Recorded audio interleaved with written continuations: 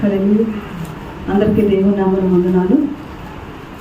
గడిచిన వారం నుంచి ఈ వారం వరకు మన సజీవులు వెలిగిన దేవునికి మనం కృతజ్ఞతలు చెల్లించాల్సిన అవసరం ఎంతైనా ఉంది. కాబట్టి వచ్చిన మనం అందరము దేవుని కృతజ్ఞతాస్తుతులు చెల్లించాము. ఇప్పటి వరకు దేవుణ్ణి పాటలతో కీర్తించాము. మరి కొద్ది నిమిషాలు దేవుని మాటలు మనం విందాం. ప్రతి వారం దేవుని మాటలు మనము వింటూనే ఉన్నాము. కాబట్టి ఆ మాటల్ని మనం విడిచిపెట్టకుండా మన హృదయాల్లో భద్రపరచుకొని ఆ వాక్యానుసారంగా కానీ మనం జీవించినట్లయితే మన జీవితాలు ఫలభరితంగా ఉంటాయి. కాబట్టి ఈరోజు దేవుడు మనతో మాట్లాడుతున్న మాట మత్తయి సువార్త 17వ అధ్యాయము 20వ వచనం చదువుతున్నాను. మత్తయి సువార్త 17వ అధ్యాయము 20వ వచనం.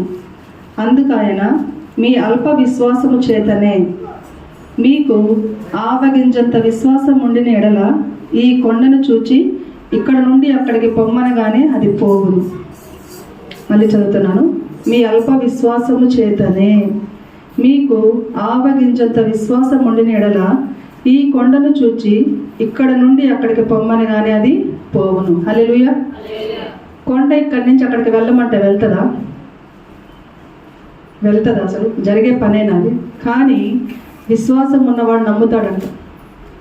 విశ్వాసం ఉన్నవాడు ఈ కొండ ఇటు నుంచి అటు వెళ్ళిపోద్ది అంటే నా దేవుడు చేయగలడు అని నమ్ముతాడంట. ఈరోజు మనము ఒక విశ్వాసికి లేకపోతే విశ్వాసానికి నమ్మకానికి ఉన్న తేడాని మనము దేవుని చిత్తం ఉంటే అందరికీ అర్థమయ్యే రీతిగా నేర్చుకుందాం. మీకు ఆవగింజంత విశ్వాసం ఉంటే చాలు, కార్యాలు జరుగుతాయి అని దేవుడు చెప్తున్నాడు. ఇంతకుముందు ఒకసారి విన్నాం ఒక చిన్న కథ. ఒక ఊర్లో కరువు ఎక్కువ అయిపోయింది. వర్షాలు లేక పొలాలు పంటలు పండక అందరూ బాధపడుతున్నారంట. అప్పుడు వీళ్ళందరూ ఏమనుకున్నారంటే దేవునికి మనము ప్రార్థన చేద్దాం, అందరం కలుసుకొని దేవునికి వర్షాలు కురిపించాలి అని ఉపవాసం ఉండి ప్రార్థన చేద్దామని చెప్పి అనుకున్నారంట. సరే, అందరు నిర్ణయించుకొని ప్రార్థన చేసుకుందామని బయలుదేరుతున్నప్పుడు ప్రతి ఒక్కరు బైబిల్ తీసుకొని వస్తున్నారంట. ఒక చిన్న పిల్లవాడు మాత్రం బైబిల్తో పాటు ఏం తీసుకొచ్చాడంట? గొడుగు తీసుకొచ్చాడట. వాళ్ళు ఎందుకు వెళ్తున్నారు? వాన కురిపించు ప్రభువా, ఇదిగో మేము కరువుతోటి అల్లాడిపోతున్నాము, కరుణించి వానను కురిపించు అని అడగడానికి వెళ్తున్నారు. మరి గొడుగు ఎందుకు తీసుకొస్తున్నావురా అంటే, మరి మనం వెళ్తుంది వాన కురిపించమని అడగడానికి కదా. అప్పుడు దేవుడు వాన కురిపిస్తే మనం తడిచిపోతాం కదా, అందుకని గొడుగు తెచ్చుకుంటున్నాను అంట. హల్లెలూయా. అది విశ్వాసం అంటే అది. కానీ అందరూ మాటలేదో చెప్పేస్తారు కదా. ప్రతి ఒక్కరు నాకు విశ్వాసం, మనం కూర్చున్న వాళ్ళందరూ నాతో సహా మీతో సహా మనందరం ఏమనుకుంటామంటే మనము విశ్వాసులని. నువ్వు దేవుడిని నమ్ముతున్నావా, విశ్వసిస్తున్నావా, నీ దేవుడు నీ కోసం ఏమైనా చేస్తాడా అని అడిగితే నువ్వేం చెప్తావు? నీ దేవుడు నీ కోసం ఏమైనా చేస్తాడు అని నువ్వు నమ్ముతున్నావా అంటే ఏం చెప్తాం మనం? ఖచ్చితంగా మనం అవును నమ్ముతున్నాం, నా దేవుడు నా కోసం ఏమైనా చేయగలని నమ్ముతాం. చూడండి ఇంకొక మాట, లూకా 17:6, మత్తయి 17:20 మీకు ఆవగింజంత విశ్వాసం ఉంటే చాలు అని చెప్పిన దేవుడు మరలా లూకా సువార్త 17వ అధ్యాయము 6వ వచనంలో ఏం చెప్తున్నాడంటే, ఈ మాట విని 17:6 ప్రభువు మీరు ఆవగింజంత విశ్వాసము గలవారైతే ఈ కంబలి చెట్టును చూచి నీవు వేళ్లతో కూడా పెక్కలించబడి సముద్రంలో నాటబడునని చెప్పినప్పుడు అది మీకు లోబడును. హల్లెలూయా. రెండు సందర్భాలు ఒకటే. అంటే కొండని ఇటు నుంచి అక్కడికి పో అంటే వెళ్ళిపోద్దట విశ్వాసం ఉంటే. ఎంత విశ్వాసము? ఆవగింజంత విశ్వాసం. అదే కంబల చెట్టుని ఇక్కడ పెరికేసి వేళ్లతో సహా పెరికేసి మరలా ఇంకొక సముద్రం దాన్ని నాటినా కూడా అది మరలా చిగురిస్తుంది. ఎప్పుడు ఇవన్నీ జరుగుతాయంటే విశ్వాసం ఉన్నప్పుడే. మీకు ఒక 150 ఏళ్ళ కింద జరిగినటువంటి ఒక యథార్థ సంఘటన చెప్తాను. ఈ సంఘటనతో మీకు విశ్వాసానికి నమ్మకానికి కొంచెం మనకి అర్థమయ్యే రీతిగానే చెప్తాను, అర్థం చేసుకోండి. అప్పుడు మనకి మనం విశ్వాసులమా నమ్మకస్తులమా? ప్రతి ఒక్కరము నమ్మకస్తులమైతే ఖచ్చితంగా చెప్పగలం కదా. దేవుడు అంటే మనందరికీ నమ్మకం ఉంది. కానీ ఇంకొక మెట్టెక్కితే విశ్వాసం. 150 సంవత్సరాల క్రితం జరిగేటువంటి ఒక యథార్థ సంఘటన ఇది. మనందరికీ సర్కస్ తెలుసు కదా. అందరికీ సర్కస్, ఒక తాడు కట్టి తాడు పైన నడుస్తారు. ఎంతమందికి తెలుసు అది? నాకు తెలిసి అందరూ చూసుంటారు. ఇక్కడ తాడు కట్టి నడిచేది. అది మనం నడవగలమా? నడవలేదు. ఇక్కడ ఒక అతను ఉన్నాడంట, అతని పేరు చార్లెస్ బ్లాండన్. ఇతను 150 years క్రితమే ఆయన ఇట్లానే. అయితే ఈ తాళ్ళు సర్కస్లో ఇక్కడి నుంచి అక్కడికి కాదనమాట, పెద్ద పెద్ద బిల్డింగ్ల మీద నుంచి, పెద్ద బిల్డింగ్ ఆ బిల్డింగ్ మీద నుంచి ఆ బిల్డింగ్ వరకు తాడు కట్టి ఏ సహాయం లేకుండా నడిచేవాళ్ళంట. ఆయనకి ప్రపంచ రికార్డ్స్ ఉన్నాయి. ఈయన ఒకరోజు అనుకున్నాడు, ఈ రికార్డ్ నాకు సరిపోవట్లేదు, నేను ఇంకా ఏమైనా చేయాలి అని చెప్పి అతి పెద్ద ప్రపంచంలోనే పెద్ద వాటర్ ఫాల్ ఏదంటే నయాగరా వాటర్ ఫాల్ అనమాట. అది చూస్తుంటే పైన ఆకాశంలో నుంచి నీళ్ళు వస్తున్నాయా, కొండపై నుంచి నీళ్ళు వస్తున్నాయా కూడా అర్థం కానంత పెద్ద జలపాతం. ఇక్కడి నుంచి మన ఎంప్లాయీస్ కాలేజ్ వరకు ఉంటుంది. అంత పొడుగు తాడు కట్టి నేను నడుస్తాను అని చెప్పినప్పుడు దేశమంతా విస్తరిపోయిందంట. ఇది నిజంగా జరుగుతుందా, ఇది నిజంగానే జరుగుతుందా అని చెప్పి త్వరగా వచ్చారు. ఎందుకంటే అప్పటి వరకు ఆయన చేసిన రికార్డ్స్ అన్నీ చూశారు. బిల్డింగ్ మీద నుంచి బిల్డింగ్ మీదకి, ఒక ఏరియా నుంచి ఇంకొక ఏరియాకి తాడు కట్టి నడిచింది అన్నీ చూశారు. ఆయనకి సరిపోలే, ప్రజలందరూ వచ్చారంట. నయాగరా వాటర్ ఫాల్స్ ముందు ఏ శబ్దం కూడా వినపడదు. మనం ఎంత గట్టిగా అరిచినా, మైకులు పెట్టినా, టన్స్ మైకుల సౌండ్లు పెట్టినా కూడా వినపడదు. కానీ ఆ రోజు ఆయన చూడడానికి వచ్చినప్పుడు వాళ్ళు కొట్టే చప్పట్ల ముందు, వాళ్ళు అరిచే అరుపుల ముందు ఆ నయాగరా వాటర్ ఫాల్స్ యొక్క సౌండ్ కూడా, వాటర్ శబ్దం, మనం ట్రైన్లో పోతున్నా లేకపోతే ఎక్కడికి వస్తున్నా వాటర్ ఎక్కువ వచ్చారనుకోండి, మన చిన్న చిన్న డ్యాములువే చెప్తున్నాను, సౌండ్ ఎట్ట వస్తుంది, వాన సౌండ్ అది వదిలేసాడు అనుకోండి డ్యాము, ఆ సౌండ్ ఎంత గట్టిగా వినిపిస్తుంది. అట్లాంటిది ఒక పెద్ద వాటర్ ఫాల్ సౌండే వినపడలేదంటే వీళ్ళ అరుపుల ముందు, వీళ్ళ అరుపులు అంత గట్టిగా వినిపిస్తున్నట్టు. అంటే నువ్వు చేయగలవు, కమాన్ నువ్వు చేయగలవు, నువ్వు చేస్తావని ఎంకరేజ్ చేస్తున్నారంట. ఫస్ట్ ఏం చేశాడంటే ఆయన అడిగాడంట, ఇప్పుడు నేను ఇక్కడి నుంచి అక్కడికి తాడు కట్టుకొని నడుస్తున్నాను, నేను నడుస్తానని మీరు నమ్ముతున్నారా నమ్మట్లేదని అడిగాడంట. అందరం మేము నమ్ముతాం, ఎన్నో చూసాం, మేము నమ్ముతున్నాము అని చెప్పి చప్పట్లు కొట్టారంట. ఆయన ఈజీగా నడుచుకుంటూ వెళ్ళిపోయాడు ఫస్ట్ది. సెకండ్ ఏం చేశాడంటే, ఇప్పుడు నేను ఈ తాడు మీద నడుస్తూ మధ్యలో పల్టీ కొడతాను, తాడు మీదనే పల్టీ కొడతాను అని చెప్పాడంట. ఇది మీరందరూ నమ్ముతున్నారా అని అడిగాడంట. నువ్వు పల్టీ కాదు ఏమన్నా చేయగలవు, మేము నమ్ముతున్నాము, నువ్వు పల్టీ కొడతావు అని చెప్పారంట. ఆయన సగం దూరం వచ్చి పల్టీ కొట్టగలనా కొట్టలేను అన్నప్పుడు కొడతారు అని చెప్పారంట. అరిచారంట కేకలేసి. ఆయన నిజంగానే పల్టీ కొట్టి అవతలకి వెళ్ళిపోయాడంట. మరి మూడోసారి కొడుకుని తీసుకొచ్చాడు, ఒక కుర్చీని తీసుకొచ్చాడు, ఒక టేబుల్ తీసుకొచ్చాడు. ఇదంతా నిజంగా జరిగింది. మీరు కావాలంటే యూట్యూబ్లో కూడా సెర్చ్ చేయొచ్చు. టేబుల్ తీసుకొచ్చి, కుర్చీని తీసుకొచ్చి, కొడుకుని తీసుకొచ్చి, ఇప్పుడు నేను ఈ కుర్చీని ఈ టేబుల్లో తీసుకుపోయి ఈ తాడు మీద వేసి ఆ టేబుల్ మీద ఆమ్లెట్ వేసుకొని కుర్చీలో నేను నా కొడుకు కూర్చొని తింటాము, ఇది మీరు నమ్ముతారా నమ్మరా అని అడిగాడంట. అందరు నువ్వు కుర్చీలు కాదు, నువ్వు మంచం వేసుకొని పడుకోగలవు, నువ్వు అంత సమర్థుడివి, నీకు అసలు ఏది అసాధ్యం కాదు, నువ్వు చేయగలవు అని నమ్మారంట. నా కొడుకుని తీసుకెళ్తున్నాను అంటే తీసుకెళ్ళి ఏం పర్లేదు, నీ కొడుకుకి ఏం కాదు, నువ్వు చేయగలవు అని చెప్పి నమ్మారంట. ఆయన అలాగే వచ్చి కుర్చీ వేసుకొని, టేబుల్ వేసుకొని, స్టవ్ పెట్టి, కొడుకుని పెట్టుకొని ఆమ్లెట్ వేసుకొని తిని వచ్చేసాడంట. ఇప్పుడు నేను చేసినవన్నీ మీరు నమ్మారు కదా, చేయగలవని నమ్మారా అంటే, నువ్వు ఇంకా ఏమైనా చేయగలవు, ఇల్లు కూడా కట్టుకోగలవు అన్నారంట. అయితే లాస్ట్ ఒక్కటి చేస్తాను, ఇది కానీ చేస్తే నాకు ఈ యొక్క రికార్డ్స్ సంపూర్తి అయిపోద్ది. ఇక్కడ వేల మంది ప్రజలు, లక్షల మంది ప్రజలు వచ్చారు కదా, మీలో ఒక్కడు రండి, నా భుజం ఎక్కండి, ఇక్కడి నుంచి అక్కడ నేను తీసుకెళ్తాను మిమ్మల్ని అంటే ఒక్కడు రాలేదంట. అందరు సైలెంట్ అయిపోయారంట. అప్పటి వరకు ఆ వాటర్ ఫాల్ సౌండే వినపడినటువంటి ఆ యొక్క ప్రదేశం ముందు ఆ మాట చెప్పగానే ఒక్కడు కూడా నోరు తెరవలేదంట.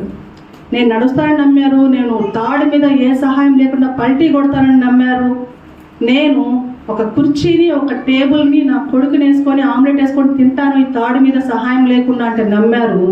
ఇన్ని నమ్మిన మీరు, ఇదిగో నేను ఈ తాడు మీద మిమ్మల్ని ఇక్కడి నుంచి అక్కడ తీసుకుపోతాను రండి అంటే మాత్రం మీరు నమ్మలేకపోతున్నారా అని మళ్ళీ అడిగాడంట. ఈ కొస నుంచి ఆ కొసకి ఏ లక్షలు ఒక్కడు కూడా చేయట్లేదంట. అప్పుడు వీళ్ళు ఎవరు, వీళ్ళు అందరూ నమ్మారే కానీ నన్ను తీసుకెళ్ళగలడు అని విశ్వసించలేకపోతున్నారంట. ఈ కథ ద్వారా మనకి ఏమర్థమవుతుందంటే, నువ్వు దేవుణ్ణి నమ్ముతున్నావు కానీ దేవుణ్ణి విశ్వసిస్తున్నావా, దేవుడి మీద విశ్వాసం ఉంచావా? ఇన్ని చేయగల సమర్థుడు ఒక తాడు మీద టేబుల్ వేసి, తాడు మీద కుర్చీ వేసుకొని ఆమ్లెట్ వేసుకోవడం సాధ్యమేనా అని ఆయన చేసి చూపించాడు. ఒక సపోర్ట్ లేకుండా, ఈ ఇంత టేబుల్ సపోర్ట్ లేకుండా ఒక తాడు నిలబెట్టిన ఆయనకి ఒక మనిషిని తీసుకెళ్ళలేడా, ఒక చిన్న బిడ్డని ఎత్తుకొని నడిచేయలేడా? ఆయన కొడుకుని కూడా తీసుకెళ్ళి చూశారు కదా. కానీ ఎందుకు నమ్మలేకపోయారంటే విశ్వాసం లేదు.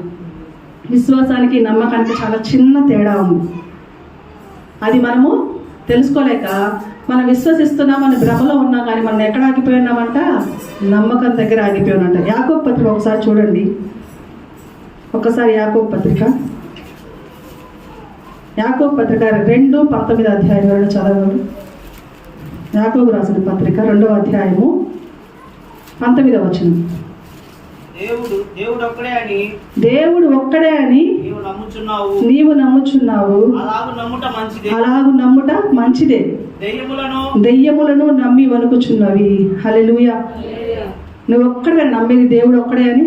ఇప్పుడు ఎవరైనా మన క్రిస్టియన్స్ దగ్గరికి వచ్చి అమ్మ 3 దేవతలు ఉన్నారా, ఒక్కడే దేవుడు ఉన్నాడు అంటే మనం ఏం చెప్తాం? అందరం ఖచ్చితంగా బల్లగుద్ది 3 దేవతలు లేరు, వాళ్ళంతా అపవాది సమూహము, మా దేవుడు ఒక్కడే అని మనం రూఢీగా చెప్తాం అంతే. కానీ దయ్యాలు ఏం చేస్తున్నాయంట? దయ్యాలంట ఆ మాట చెప్పి నమ్మి వణుకుతున్నాయంట. ఇప్పుడు మనము గొప్ప, దయ్యాలు గొప్ప? దయ్యాలే గొప్ప. దేవుడు నిజమైన దేవుడు, ఆయన మమ్మల్ని నాశనం చేయగలడని వణుకుతున్నాయంట దయ్యాలు ఆయనకి. కానీ మనము నమ్మి అక్కడికి ఆగిపోయాం. నువ్వు నేను నోటి మాట చేత నమ్మకము ఉంది అని చెప్పడం కాదు, నోటి మాట చేత నేను దేవుణ్ణి విశ్వసించామని చెప్పడం కాదు. కానీ మనం సంపూర్తిగా దేవుణ్ణి ఆనుకోవాలి. పేతురులాగా సగం దూరం నడిచి మరలా లోకం వైపు చూసేంతవరకే మన భక్తి. ఒక్క సమస్య రాగానే లోకం వైపు చూసే భక్తి మనది కదా. నీవు నిజంగా దేవుడు అయితే ఇదిగో నన్ను కూడా ఈ నేలపై నడిపించు అంటే నడిపించిన సమర్థుడే దేవుడు. దేవుడు ఏదైనా చేయగలడు, ఆయనకి ఏదైనా సాధ్యమే. కానీ నమ్మడం అనేది నీలో ఉన్నది. అప్పటి వరకు నడిచిన పేతురు ఒక్క సెకండ్ మళ్ళా ఇది నిజమా అని మరలా ఆలోచించి ఏం వైపు చూశాడు? నీళ్ళ వైపు చూసిన వెంటనే మునిగిపోసాగాడంట. మునిగిపోలా, కానీ వెంటనే దేవుడు మరలా చేయి అందించి పైకి లేవనెత్తాడు. నిన్ను నన్ను కూడా ముంచేసే దేవుడు కాదు. ఎన్ని కష్టాలు గుండా నువ్వు వెళ్ళినా ముంచేసే దేవుడు కాదు. మన ఇంట్లో ఒక చిన్న సమస్య వస్తే దేవుడికి దూరం అయిపోతాం. మన ఇంట్లో ఒక చిన్న బాధ వస్తే దేవుడు లేడనేస్తాం. మంచి చేస్తేనే దేవుడు, చెడు చేస్తే మాత్రం మనకి దేవుడు కాడు. ఒక పాస్టర్ అమ్మ, ఒక పాస్టర్ ఫ్యామిలీ ఉంది. ఫ్యామిలీ ఉన్నప్పుడు పాస్టర్గా అంటే ఆమె పాస్టర్ ఫ్యామిలీ నుంచి వచ్చి ఆమె కూతురు ఇంకొక మంచి విశ్వాస ఫ్యామిలీకి వెళ్ళిందంట. వెళ్తే ఆమె భర్త చనిపోయి, అంటే మంచి విశ్వాసులు, వాళ్ళ భర్త ఇంతకుముందు కూడా ఒకసారి విన్నాం అనుకుంటా ఈ సాక్ష్యాన్ని. వాళ్ళ భర్త, ఆ కొడుకు, ఆ తల్లి రోజు అనుకుంటారంట మీలో ఎవరు చనిపోయినా అంటే ఆదివారం పూట ఆరాధన ఉన్నప్పుడు ఎవరు చనిపోయినా, నేను చనిపోయినా నువ్వు చనిపోయినా ఆరాధనకు మాత్రం ఆగకూడదు అని చెప్పారంట. చెప్పిన తర్వాత ఒకరోజు ఆదివారం ఆయనకి ఈ మధ్య హెల్త్ బాగాలేకుండా ఉంటే ఆయన ఇంట్లో పెట్టేసి ఒక్కటే కొడుకుని తీసుకొని చర్చ్కి వచ్చిందంట. వచ్చినప్పుడు మధ్యలో ఆరాధన మధ్యలో ఆయన చనిపోయారనే వార్త తెలిసింది. కానీ ఆమె కనీసం ముఖంలో ఏడుపు కానీ ముఖంలో ఆ దిగులు కానీ ఏం చూపించకుండా, ఇప్పుడు ఆయన చనిపోయాడు కదా, ఇంక నేను పోయి చేసేది ఏముంది అక్కడ? ఆయన కనీసం ఆ ప్రాణాపాయ స్థితిలో ఉంటే కనీసం పోయి బతికించుకోగలను, చనిపోయిన తర్వాత నేను పోయి అక్కడ చేసేది ఏముంది అని చెప్పి ఆరాధన అయినంతసేపు అక్కడే కూర్చుందంట. ఆరాధన అయిపోయిన తర్వాత అప్పుడు చెప్పిందంట, ఇలా నా భర్త చనిపోయారు, రేపు అందరూ బూస్ తాగుతానికి రండి అని చెప్పిందంట. మరి నీకు అంత విశ్వాసం ఉందా? చిన్న సమస్య వస్తేనే మనం దేవుణ్ణి వదిలిపెట్టేస్తున్నాం, చిన్న కష్టం వస్తే దేవుడు లేడనేస్తున్నాం. మరి ఇన్ని చూసిన ప్రజలు, ఆయన అన్ని చేయగలడని నమ్మిన ప్రజలు ఒక్కడు నాతో రమ్మంటే రావడం లేదు. ఈరోజు మనం కూడా అంతే, ఎన్నో అద్భుత కార్యాలు, బైబిల్ నిండా ఆశ్చర్యకార్యాలు, అద్భుత కార్యాలు. నమ్మకం అంటే ఏంటంటే చూసి నమ్మడం. ఆయన అద్భుతాలు చేశాడంటే ఆ నమ్మేము, ఆశ్చర్యక్రియలు చేస్తాడంటే ఆ నమ్ముతాం, ఆయన ఏమైనా చేయగలడు ఆ నమ్ముతాం. కానీ నీ వరకు వచ్చేసరికి భయం, చేయగలదా, ఒకళ్ళు నేను పడిపోతాను. అదే కదా చేసింది. ఒక్కరు రండి అంటే ఒక్క 6 లక్షల్లో అన్ని టేబుల్ వేసుకొని చూశారు, అన్ని చూశారు. విశ్వాసం లేదు ఈరోజు మనకు కూడా. కాబట్టి దేవుడు అంటున్నాడు, నీవు చూసి నమ్మావు. ఎవరిని అన్నాడు? నీవు చూసి నమ్మావు, చూడక నమ్మిన వారు ధన్యులు. తోమా అన్నాడు, అన్ని సంవత్సరాలు ఆయనతో ఆనుకొని తిరిగి అన్ని దినాలు ఆయన చేసిన అద్భుత కార్యాలు చూసి, ఇదిగో నీవు నిజంగా తిరిగి లేచావా? నీవు నిజంగా తిరిగి లేచుంటే ఇది నీ చేతికి మేకులు కొట్టిల్లా, ఆ మేకుల సందులో నేను చేయి పెట్టి చూస్తేనే నమ్ముతాను అని చెప్పాడండి. కానీ మనము చెప్పి విని నమ్మిన వరకే ఆగిపోయాం. ఇంకొక ముందుకి మనము వెళ్ళలేకపోతున్నాం. చూడండి, 2వ రాజుల గ్రంథము మరొక నమ్మకస్తుని చూపిస్తాను. 2వ రాజుల గ్రంథము 5వ అధ్యాయము. ఇక్కడ ఏం జరుగుతుందంటే అందరికీ తెలిసిందే ఈ నయమాను గురించి. కుష్టి రోగం ఉన్న నయమాను వచ్చి ఆ ఎలీషా దగ్గరకు వచ్చినప్పుడు ఆయన యోర్దానులో మునగమన్నప్పుడు ఏం చేశాడు? మునగతాడు. మునిగి లేచిన తర్వాత, అబ్బా నీకు దేవుడు గొప్ప దేవుడు, అబ్బా ఏమైనా చేయగల సమర్థుడు, నీ దేవుడు అంటే దేవుడు ఇంకొకడు లేడని చెప్పి, ఇదిగో నీకు ఏం కావాలో చెప్పు, ఏమన్నా చేస్తారన్నాడు. ఎంతవరకు నమ్మాడంటే ఆయన ఏమైనా చేయగలిగిన సమర్థుడు నీ దేవుడు అని చెప్పిన ఆయన అదే 2 రాజుల గ్రంథం 5వ అధ్యాయం 18వ వచనంలో ఒక మాట చూద్దాం. ఆ యజమానుడు మ్రొక్కుటకు అనే చదువు. ఆ యజమాను మ్రొక్కుటకు రిమ్మోను గుడిలో చొచ్చి నా చేతి మీద ఆనుకున్నప్పుడు నేను రిమ్మోను గుడిలో నమస్కారము చేసిన ఎడల రిమ్మోను గుడిలో నేను నమస్కారము చేసిన సంగతిని గూర్చి యెహోవా నీ దాసుడైన నన్ను క్షమించునుగాక అని నయమాను చెప్పగా. అంటే ఈయన ఏంటంటే కుష్ఠరోగం వచ్చిన తర్వాత నయమాను కుష్ఠరోగాన్ని నయం చేసుకున్న తర్వాత నీ దేవుడు గొప్ప దేవుడు, ఇదిగో ఈ మట్టిని తీసుకెళ్ళా, నీ నేల మట్టిని తీసుకెళ్ళి నేను పూజించుకుంటాను, అక్కడ అందరికీ చెప్తాను ఇంత గొప్ప దేవుడు ఇంకెక్కడా లేడని చెప్పిన నయమాను, ఇదిగో నేను మా ఊరు వెళ్ళిన తర్వాత మా రాజు నన్ను మొక్కమని చెప్తాడు, మొక్కకపోతే నన్ను చంపేస్తాడు, కాబట్టి నేను మొక్కాలి తప్పదు, అప్పుడు ప్రభువా నన్ను నీవు క్షమిస్తావా అని అడుగుతున్నాడు. కుష్టి రోగాన్ని నయం చేసిన దేవుడు నువ్వు నమస్కారం చేస్తే ఆ రాజు చేతిలో నుంచి నన్ను తప్పిస్తాడు అని నమ్మలేక విశ్వసించలేకపోయాడు నయమాను. ఈరోజు మనం కూడా అంతే, అద్భుతం జరిగినప్పుడు దేవుడు అంత గొప్ప దేవుడు లేడు, నా దేవుడు ఏమైనా చేయగలడు, 10 మందికి సాక్ష్యం చెప్తాం, కానీ చెడు జరిగినప్పుడు కూడా చెప్పగలమా? చెప్పలేం. నన్ను క్షమించు ప్రభువా ఒక్క రోజుకి. మన ఇంట్లో భర్తకే మనం చెప్పుకోలేం, భార్యకే చెప్పలేం కదా. ఈరోజు ఒక దగ్గరికి వెళ్ళాల్సి వచ్చింది, ముఖ్యమైన కార్యమే. నీవు ఒక పెళ్లి కొడుకు పెళ్లి కూతురు అండి, పెళ్లి కూతురు పెళ్లికి వెళ్ళకపోతే పెళ్లి జరగద్దా? పెళ్లి కొడుకు పెళ్లికి వెళ్ళకపోతే పెళ్లి జరగద్దా? వాళ్ళిద్దరు కాకుండా ఇంకెవ్వరు లేకపోయినా పెళ్లి జరగద్దా? జరగద్ది. నువ్వంత ముఖ్యుడవా? ఒక కార్యానికి వెళ్ళాలి అనుకున్నప్పుడు, ఒక ప్రదేశానికి వెళ్ళాలనుకున్నప్పుడు నీవంత ముఖ్యుడవైతే, అంటే ఇది నేను లేకపోతే ఇది జరగదు, నేను లేకపోతే ఈ పని ఆగిపోద్ది అన్నప్పుడు పో. అంతేగాని చిన్న సాకు దొరికినప్పుడు ఆదివారాన్ని వెనకేసేస్తున్నాం మనం. అదేంటే సాకు, దేవుడికి క్షమాపణలు, క్షమించే దేవుడు కాబట్టి ఆయనకి క్షమాపణలు చెప్పేస్తున్నాం. ఇన్ని అద్భుతం చూశాడు కళ్ళ ముందు, ఆయన జీవితంలో ఆయన అనుభవించాడు. 7వ మారు లేచినప్పుడు ఇక పాల వంటి దేహం, చిన్న పిల్లల వంటి దేహం ఆయనకు వచ్చిందంట. ఆశ్చర్యపోయాడు, అసలు ఇంత గొప్ప దేవుడు నేను ఎక్కడ చూడలేదు, ఈయనే గొప్ప దేవుడు అని అంత విస్మయం పొందిన ఆయన, ఇదిగో నేను నా ఊరికి వెళ్ళినప్పుడు మొక్కాల్సి వస్తుంది, అక్కడ నన్ను క్షమించు ప్రభువా అంటున్నాడు. విశ్వసించలేకపోయాడు. ఈరోజు మన పరిస్థితి కూడా ఇక్కడ వరకే ఆగిపోయింది. నమ్మకం వరకే మనం ఆగిపోయాము, విశ్వాసానికి పోలేకపోతున్నాం, విశ్వసించలేకపోతున్నాం. విశ్వాసం అనేది సాహసమే కదా, విశ్వాసం అనేది సాహసమే. అది మనకి కష్టమే, కాకపోతే చనిపోయినా కూడా అక్కడ రాజ్యం ఉందని నమ్మిన వాడు మాత్రమే విశ్వసించగలడు. హల్లెలూయా. ప్రకటన గ్రంథం 2వ అధ్యాయం 19వ వచనం చదవగలరు. అలాగే 1 పేతురు 2:6. విశ్వసించాలి. నీ క్రియలను, నీ ప్రేమను, నీ విశ్వాసమును, నీ పరిచర్యను, నీ సహనమును నేనెరుగుదును. హల్లెలూయా. నీకు సంబంధించిన ప్రతిదీ దేవుడికి తెలుసు. నీ క్రియలు తెలుసు, నీ పరిచర్య తెలుసు, నీ విశ్వాసము తెలుసు, నీవు ఎంత ప్రేమ కలిగి ఉన్నావో తెలుసు.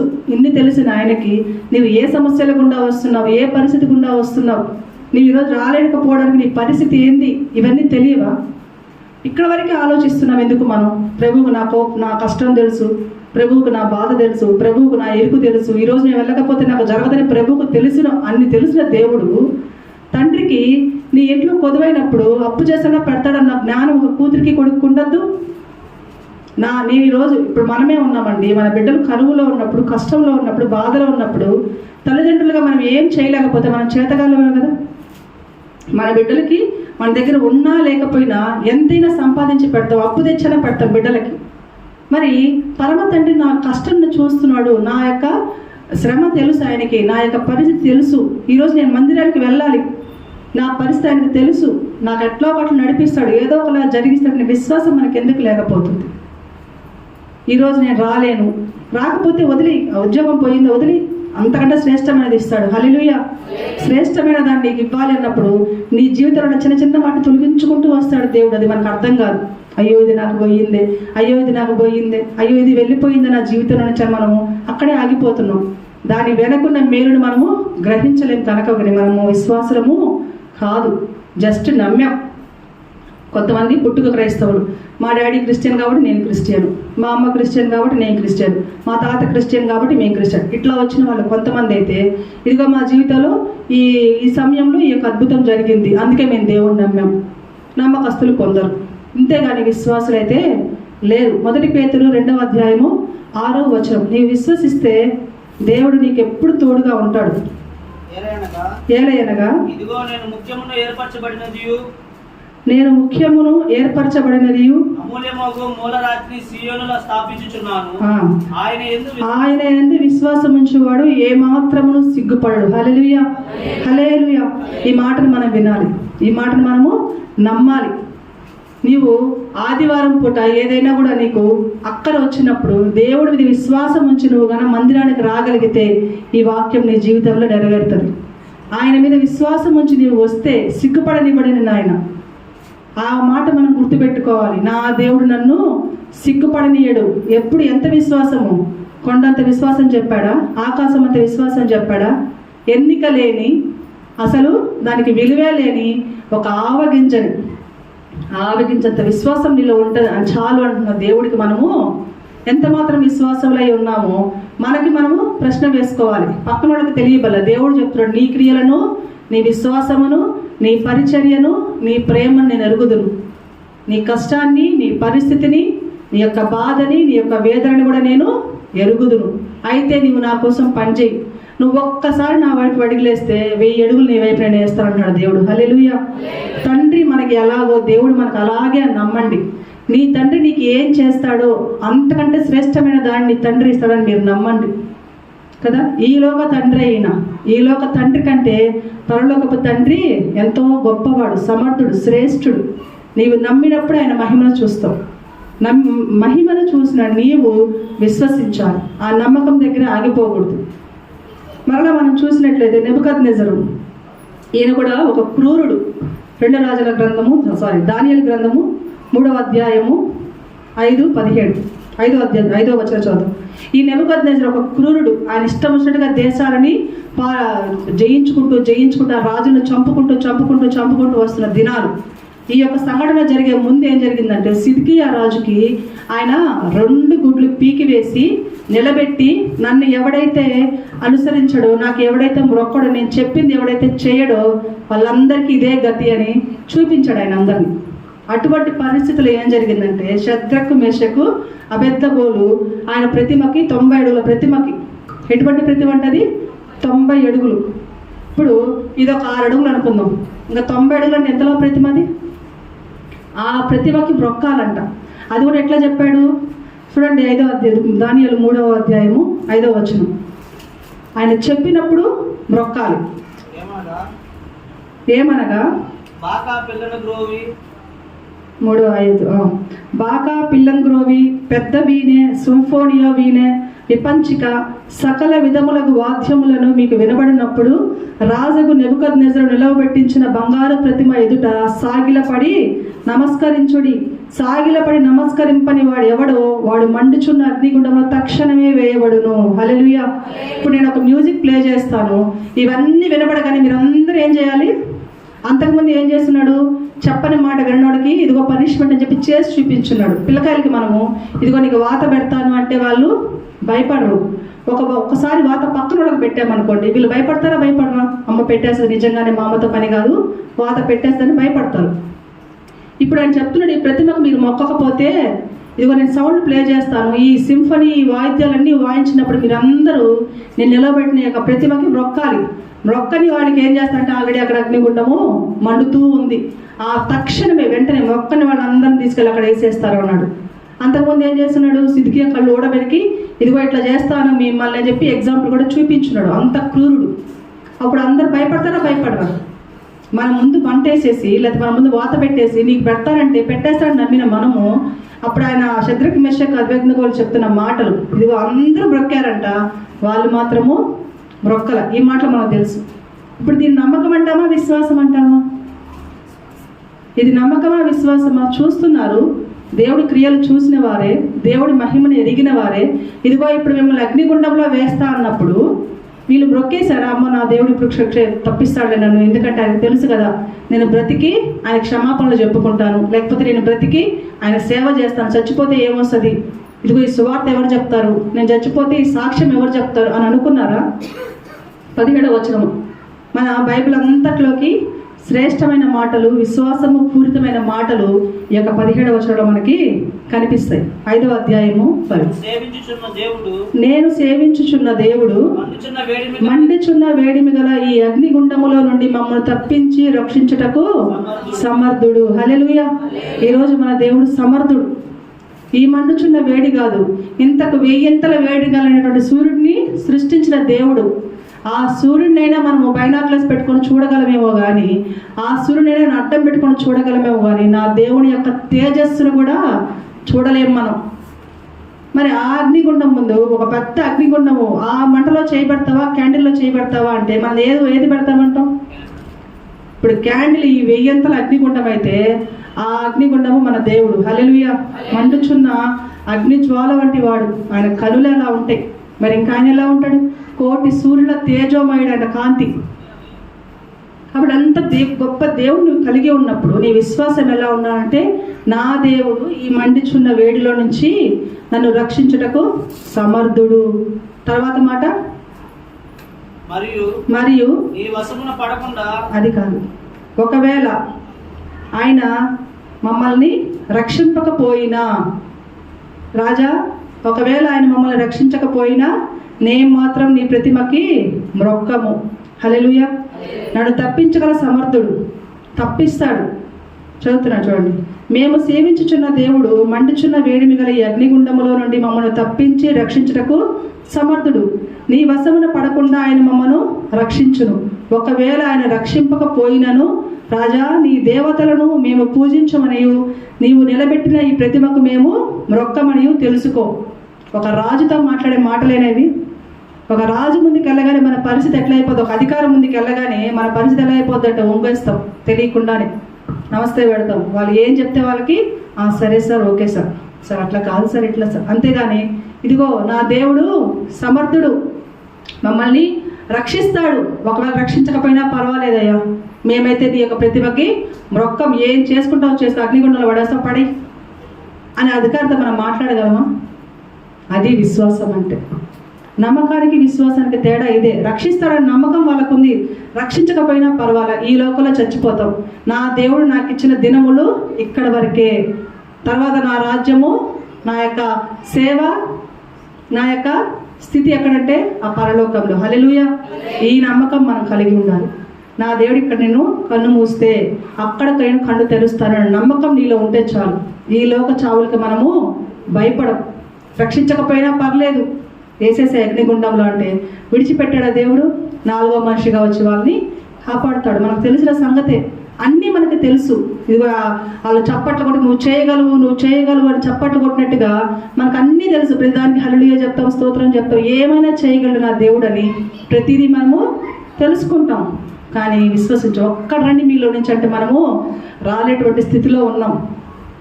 అందుకే చూడండి, అవిశ్వాసులైన మనకి దేవుడు అంటున్నాడు 21వ అధ్యాయం ప్రకటన గ్రంథం 8వ వచనం, అవిశ్వాసులకైనా తావిచ్చే దేవుడు కాడు. ప్రకటన గ్రంథము 21వ అధ్యాయము 8వ వచనం, చిరికి వారును అవిశ్వాసులను అసహ్యులను పిరికి వారును అవిశ్వాసులను అసహ్యులను నరహంతకులను వ్యభిచారులను మాంత్రికులను విగ్రహారాధికులను అబద్ధికులందరూ అగ్నిగంధకములతో మండు గుండములో పాలు పొందుదురు. హల్లెలూయా. ఇది 2వ మరణం.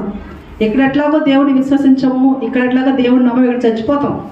ప్రతి ఒక్కరు పుట్టిన వాళ్ళు చనిపోవలసిన వారమే. ఇది మొదటి మరణం. అయితే 2వ మరణం మరలా ఉందంట. ఎవరికి? అవిశ్వాసులకి.